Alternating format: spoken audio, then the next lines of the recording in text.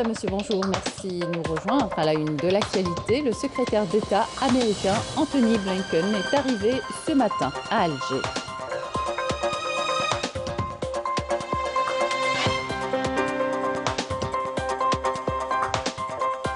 La nuit du doute pour la détermination du premier jour du mois de Ramadan aura lieu ce vendredi soir et en prévision du mois sacré, une première quantité de 36 tonnes de viande rouge a été convoyée de Tamanrasset vers les wilayas du nord du pays.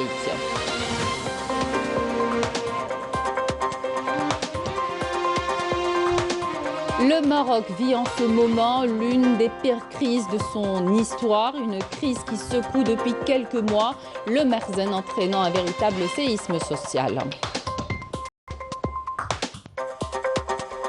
On vous emmène à Ngzem à la fin de cette édition pour un voyage d'exploration de sites touristiques, un éduc-tour organisé avec la participation de professionnels du domaine où il est question de visiter des sites inédits. Bienvenue à tous. Je viens de le dire dans les titres, le secrétaire d'État américain Anthony Blinken est arrivé ce matin à Alger.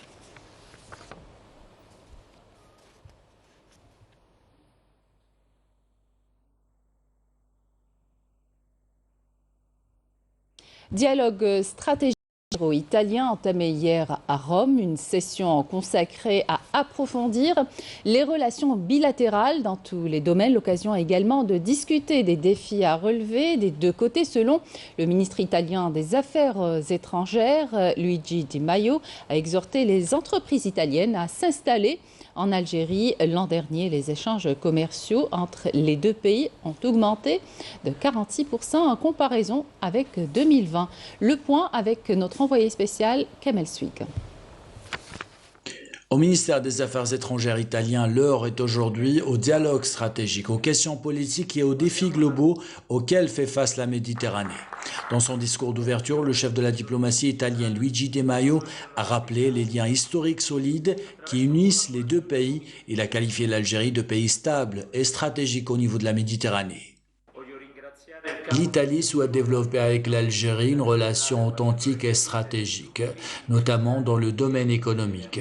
Pour atteindre cet objectif, nous souhaitons lancer un dialogue stratégique avec l'Algérie afin d'éliminer toutes les entraves, notamment sécuritaires, dans la région de la Méditerranée. Dans ce sens, nous avons une convergence de points de vue avec l'Algérie.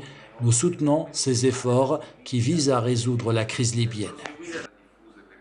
De son côté, le secrétaire général du ministère des Affaires étrangères, Chekib Raïd, a expliqué que la nouvelle Algérie est résolument tournée vers une économie basée sur la connaissance, les énergies renouvelables et le numérique, appelant les entreprises italiennes à saisir cette occasion pour s'installer en Algérie et investir dans ces secteurs. Notre rencontre aujourd'hui témoigne des liens d'amitié entre nos deux pays, qui célèbre cette année le 60e anniversaire de l'établissement de leurs relations diplomatiques. Elle est annonciatrice d'une année exceptionnelle dans les relations bilatérales algéro-italiennes qui verra la tenue de deux réunions importantes dans l'architecture institutionnelle structurante de nos relations bilatérales. La visite d'État à Rome du président de la République, M. Abdelmajid Tebboune, prévue les 26 et 27 mai 2022, et de la tenue à Alger au courant du 3e trimestre 2022 de la 4e session de la réunion intergouvernementale de haut niveau, qui sera coprésidée par nos deux chefs de gouvernement. Après l'ouverture officielle de ce forum, les deux secrétaires généraux du ministère des Affaires étrangères algérien et italien ont organisé une réunion pour étudier des dossiers d'intérêt commun.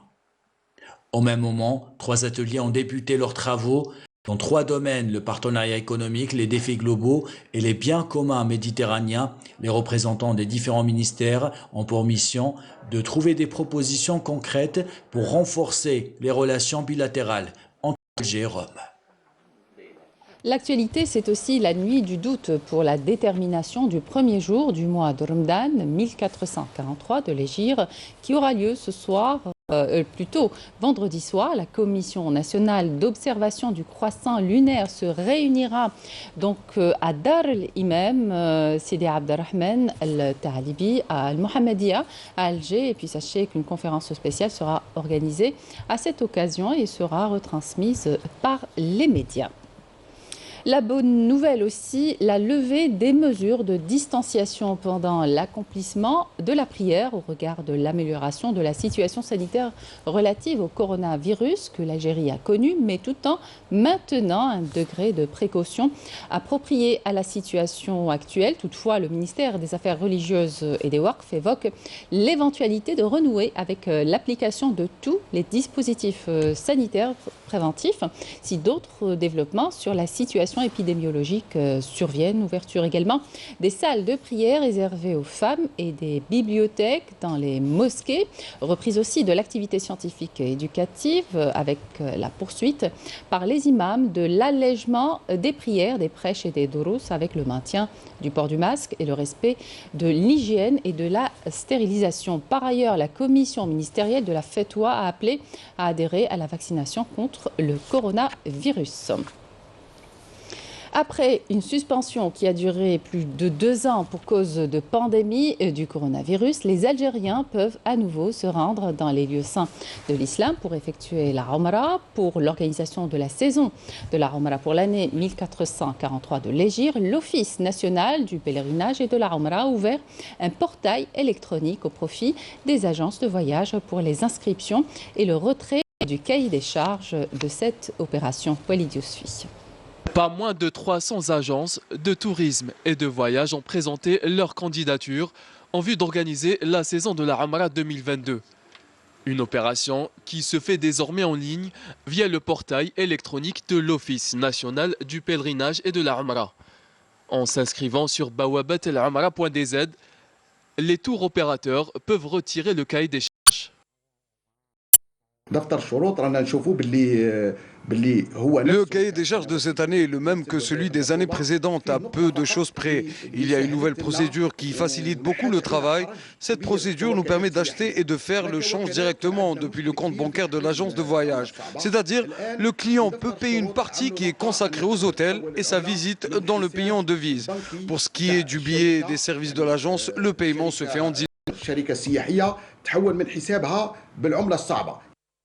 C'est ici, dans cette salle, que les dossiers des postulants sont traités.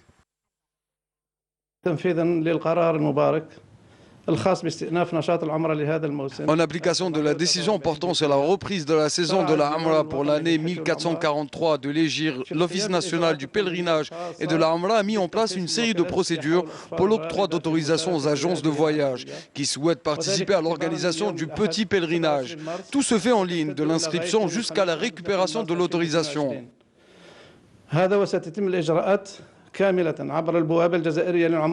Les futurs organisateurs de la Umrah 2022 ont jusqu'au 31 mars pour finaliser leurs inscriptions. Une première quantité de 36 tonnes de viande rouge a été convoyée de Tamanrasset vers les wilayas du nord du pays. Objectif renforcer l'approvisionnement des marchés durant le mois de Ramadan et casser la spéculation sur les prix des viandes rouges. Yanis Aït Belkacem. Avec une capacité de production qui dépasse les 500 têtes bovines par jour, cet laboratoire situé à Tamanrasset approvisionnera les wilayas du nord et même celles du sud en viande rouge durant le mois de Ramadan. Je suis un acheteur de la wilaya de Tamanrasset et je trouve que la viande est de très bonne qualité. Nous préférons nous approvisionner en viande à partir de cet abattoir pour la qualité de la viande, même si parfois on est confronté à quelques obstacles comme l'état de la route et la facture du gasoil. Nous avons des vétérinaires qui travaillent jour et nuit au niveau des 2 abattoirs pour contrôler la qualité de la viande qui approvisionnera entre autres les marchés du nord du pays. Comme la santé du consommateur doit être une priorité, cet abattoir est soumis à des procédures d'hygiène fermes et draconiennes. C'est très rare de trouver des maladies ou des bactéries dans cette région du pays. Ici, le climat est sec et cela empêche la propagation des bactéries et des virus. Nous approvisionnons environ 10 wilayas en viande rouge. Nous aspirons durant ce mois de Ramadan à fournir des wilayas et comme vous le voyez aujourd'hui, nous nous apprêtons à acheminer vers la wilaya du Nord plus de 300 têtes bovines. Cet investissement est le fruit des démarches prises par les pouvoirs publics visant à aplanir les obstacles entravant l'investissement dans ce créneau, et ce pour assurer l'approvisionnement des régions du nord du pays en viande et pouvoir ainsi assurer la stabilité des prix, notamment durant le mois de Ramadan. Et justement, les prix exorbitants affichés ces derniers jours, qui dépassent largement le pouvoir d'achat du simple citoyen, ont incité les autorités concernées à ouvrir plusieurs marchés de proximité. On y trouve des denrées alimentaires de production locale et des ustensiles de cuisine, le tout à des prix raisonnables. Le point dans la capitale par Melek Abdish. Le commentaire est signé Malik Ablel. À quelques jours seulement du mois de Ramadan, plusieurs marchés de proximité ont été implantés, à l'exemple de ce grand chapiteau installé dans la commune de Bebzouar à Alger. Ce grand chapiteau est installé au profit des ménages à faible revenu.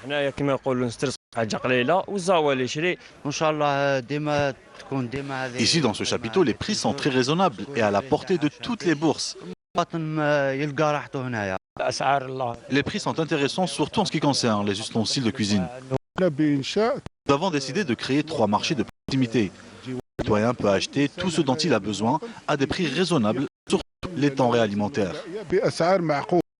Les prix affichés ces derniers jours et qui dépassent largement le pouvoir d'achat du simple citoyen a incité les autorités concernées à ouvrir plusieurs marchés de proximité destinés également à la commercialisation des produits locaux à des prix raisonnables.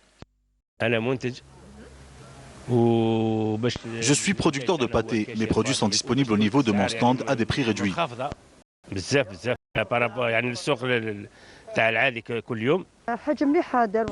Je trouve que c'est une très bonne initiative. Nous avons la possibilité de nous approvisionner en différents aliments de base comme le sucre, l'huile de table et le fromage. Il y a de tout dans ce marché et les prix sont abordables par rapport au magasin. La direction du commerce a annoncé l'ouverture de plus de 1150 marchés de proximité pour couvrir les besoins des citoyens pendant le mois sacré de Ramadan. Et parmi les produits alimentaires largement demandés durant Ramadan, le fromage.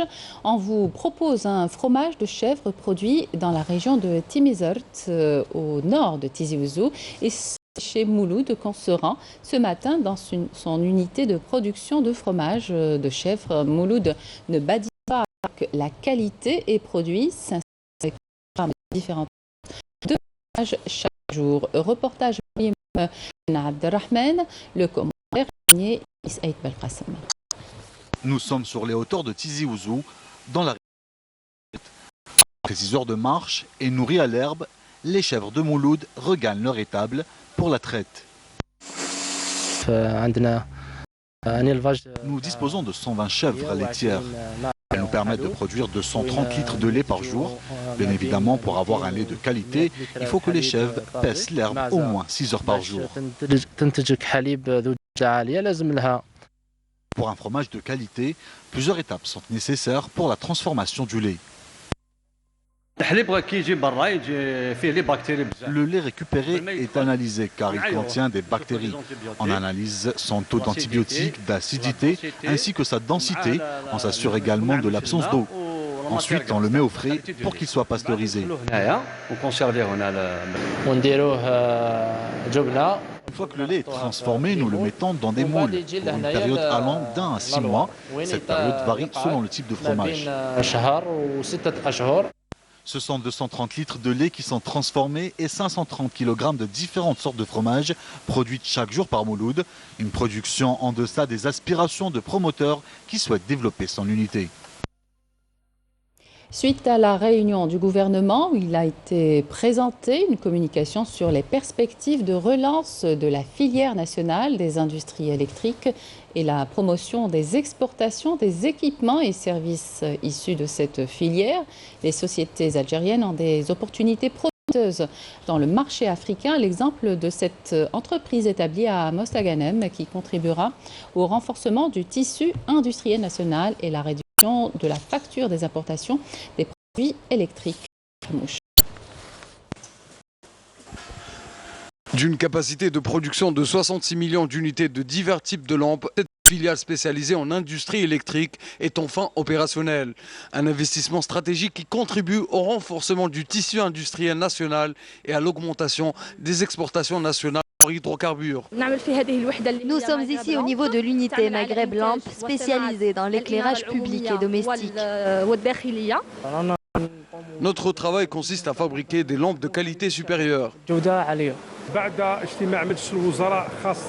Après le Conseil des ministres où il a été présenté une communication sur les perspectives de relance de la filière nationale des industries électriques, nous sommes venus aujourd'hui inspecter cette unité où l'on fabrique des produits de haute qualité, une production qui pourrait à terme contribuer et de façon significative à la réduction de la facture d'importation à hauteur d'1 milliard de dollars par an. Et dans la zone industrielle de la commune de Fornaca, une unité industrielle d'ameublement domestique et de bureaux est sortie de terre en un temps record. Un investissement privé de 400 millions de dinars ayant généré, dans une première étape, 175 postes d'emploi. En tant que jeunes, nous sommes très heureux de voir notre projet se concrétiser avec pour rappel des compétences 100% algériennes. Avec ce permis d'exploitation dans le domaine d'ameublement, nous avons pu embaucher dans un premier temps 200 personnes. Nous espérons recruter plus à l'avenir. Suite aux mesures de facilitation décidées par le président de la République, plus de 660 projets ont été débloqués, ce qui va conduire directement à la création de plus de 30 000 emplois. La levée des entraves administratives dans la wilaya de Mostaganem a permis la relance de 37 projets d'investissement sur 45 projets bloqués, parallèlement à la récupération d'une superficie de 30 hectares d'assiettes foncières industrielles, créant ainsi une nouvelle dynamique économique, notamment dans le secteur des industries électriques. Depuis Tlemcen, le ministre de l'Enseignement supérieur et de la Recherche scientifique a appelé à plus de projets de recherche en adéquation avec le tissu économique de la région. Abdelbaki Ben Ziyen était en visite à la faculté de biologie. Abdel Jabbar Ben Yahya, Nasserine Ben Saïdi. À première vue, cette scène paraît réelle, pourtant il s'agit là d'une séance d'entraînement. Le centre de simulation médicale de la faculté de médecine de Tlemcen ouvre de nouvelles perspectives en méthode d'apprentissage. Ici, les étudiants bénéficient de cours pratiques à travers des situations de prise en charge des patients proches de la réalité. Ces cours nous permettent d'apprendre quelques techniques pratiques et de réussir des interventions chirurgicales à l'avenir. La formation nous a aidé à mieux comprendre les cours. Nous avons à peu près 2000 étudiants qui passent durant toute l'année au niveau donc, de ce centre et c'est des étudiants qui passeront donc, par groupe et par objectif. En plus des cours pratiques, de nombreux étudiants de cette faculté ont réalisé plusieurs dans le domaine médical afin de faciliter la prise en charge des patients. Ces inventions seront même brevetées en vue d'être industrialisées à travers des relations de partenariat entre la faculté de médecine et des entreprises économiques. Le projet تاعنا هذا نحتاجوه في حياتنا اليومية ويساعدنا بزاف في لي زومبولانس باش نقولوا من بلاصة لبلاصة. هذا لو سيستم تاعنا يبازي لنا باش نابسوربيو هذاك الكوس. خدمنا ان سكوليوس سور لارم. عندنا كيما هكا عندنا هذا لاباري ندخلوا فيها الاخر كاين اون اباري فوتو ترفدنا كامل لي فوتو تاعنا ونفوتها لو بيسي نخدم ان سكان اون 3 دي. وهذا كذلك داخل استراتيجيه قطاع التعليم العالي والبحث. Cette stratégie mise en place par le ministère de l'enseignement supérieur vise à améliorer la qualité de l'enseignement, de la formation et de la recherche scientifique. Ces projets permettront de booster l'économie nationale.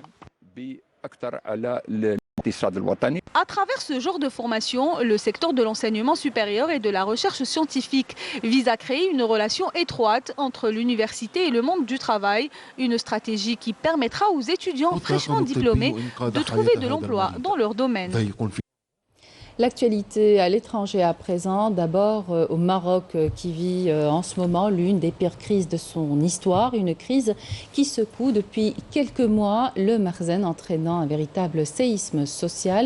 Et malgré la tyrannie du régime, les manifestations se succèdent. Mécontents, les Marocains investissent les rues pour exprimer leur ras-le-bol quant à leur situation socio-professionnelle de plus en plus précaire. Yemina Saïdi.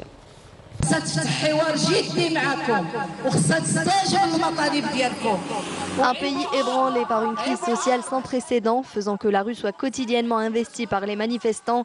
et ce depuis des mois. L'interdiction des manifestations pacifiques, le recours à la répression et aux arrestations arbitraires des militants ne découragent pas les Marocains qui continuent d'envahir la rue pour exprimer leur mécontentement quant à leur situation socio-professionnelle de plus en plus précaire.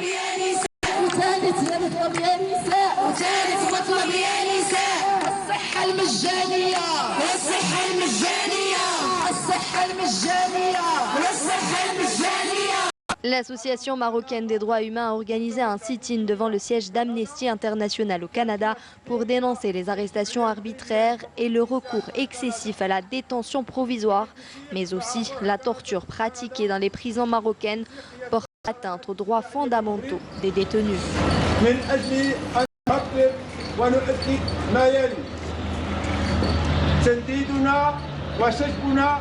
للمضايقات التي يتعرض لها مناضل الجمعية المغربية لحقوق الإنسان وجمعيتهم العتيدة. La MDH a condamné par ailleurs les décisions rendues par la justice marocaine contre les enseignants contractuels protestataires, exigeant la libération des détenus politiques et d'opinion, des journalistes et des enseignants avec l'annulation de toute poursuite judiciaire entamée à leur encontre. Plusieurs manifestations ont embrasé la rue marocaine durant ces dernières semaines, dénonçant les poursuites judiciaires infondées fomentées par le régime du Mersenne contre les enseignants contractuels. Le président ukrainien Volodymyr Zelensky a déclaré hier que les derniers pourparlers de paix entre l'Ukraine et la Russie avaient montré des signes positifs. Un peu plus tôt mardi, les délégations ukrainiennes et russes ont tenu un nouveau cycle de pourparlers de paix dans la ville turque d'Istanbul, le 5e depuis que la Russie a lancé son opération en Ukraine le 24 février. Après les négociations de mardi, David Arachamia, membre de la délégation ukrainienne, a déclaré que Kiev avait proposé de signer un nouveau traité international sur les garanties de sécurité pour tenter de mettre fin au conflit en Ukraine. Retour à l'actualité nationale, l'équipe nationale de football a échoué à valider son billet pour la Coupe du Monde 2022 au Qatar en se faisant battre à l'ultime minute des prolongations face au Cameroun, 1-2 en match disputé hier soir au stade du Shahid Mustafa Chaker de Blida. Nous vous proposons un voyage d'exploration touristique au fin fond d'Ingezem, un voyage de professionnels parti à la découverte de cette jeune wilaya qui a laissé les visiteurs sans voix et déterminés plus que jamais à faire d'Ingezem une destination touristique de choix. C'est un voyage qui met la lumière, entre autres, sur les difficultés, mais aussi sur des sites archéologiques inédits, nous dit Naïma. Voilà.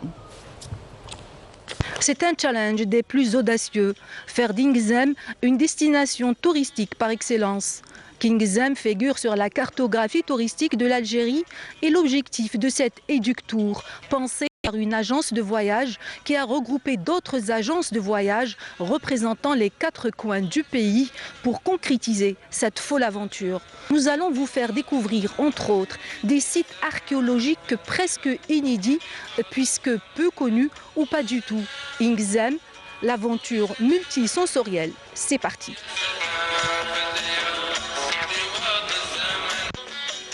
Soleil, espace et paysages presque irréels.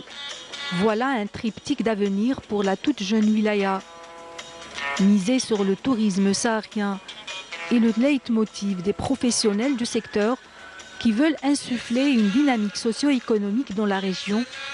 Mais le chemin n'est pas sans embûches. Développer le tourisme, ce n'est pas un mot comme ça. Et ça prend toute une logistique. Et je pense que c'est un enchaînement de plusieurs secteurs qui doivent s'impliquer dans le développement touristique. Pour le moment, il n'y a pas d'infrastructure, certes, mais ça n'empêche. Il y a un dortoir qui a été récemment inauguré. Il y a un hôtel qui est en voie de construction. Utiliser les tentes des autochtones et plusieurs autres idées. C'est réalisable, on peut travailler.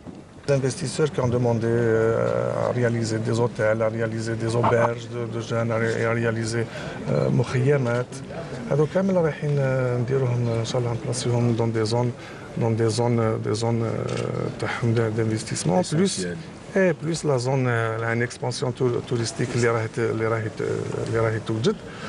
Le transport est un segment important dans la conception du produit touristique. Plus les frais du transport sont élevés, plus le prix du package est onéreux. وهذا لاباز تاعها كامل سي لو ترونسبور اللي كيفاش يجوا الناس لهذا البلاصه. عندنا الطريق اللي كي تم تي بو ديفيكتوي جوسكا بريزون دونك الناس تاخذ صعوبه هكا باش تلحق لهذا المكان. دونك اون دي بروغرام بور دابور اميليوري لا روت من تمرست لهنا. Et on a aussi l'aéroport qui est en train de se refaire. On a une piste d'atterrissage on a commencé la nouvelle piste d'atterrissage. Bien sûr, en espérant la réouverture de la ligne Alger-Ain Ghazam, on essaye, nous, en tant qu'agence de voyage, de faire la découverte de cette zone vierge pour l'exploration de tourisme algérien ou saharien. Et pour soulager encore les destinations actuelles de tourisme saharien en Algérie. On peut développer un site, on peut ramener des gens et tout ça, sauf qu'on va parler aussi du transport, on va parler aussi, par exemple, de l'environnement. Il y a pas mal de secteurs qui doivent s'impliquer. L'exploration et la promotion du tourisme saharien ont pour but de mettre en évidence les potentialités que recèle Ain Ghazam. Incubatrice des aventures multisensorielles, c'est-à-dire on peut faire tout ici à Ain Ghazam. Parlant du tourisme économique jusqu'au tourisme de luxe. On peut tout faire, on peut tout réaliser en fait ici. Non mais concrètement, comment vous comptez organiser la prochaine... C'est une préparation, c'est le lancement de la destination en fait. Aujourd'hui, Ain Ghazam aspire à devenir bien plus qu'une zone de transit commercial.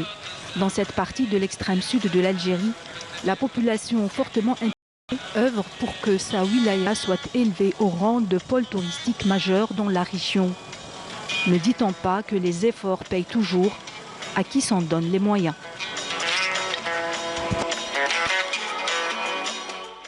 Et c'est la fin de cette édition. Merci de votre attention. Tout de suite, les prévisions météo avec Emel Larigui. Suite de programme sur Canal Algérie.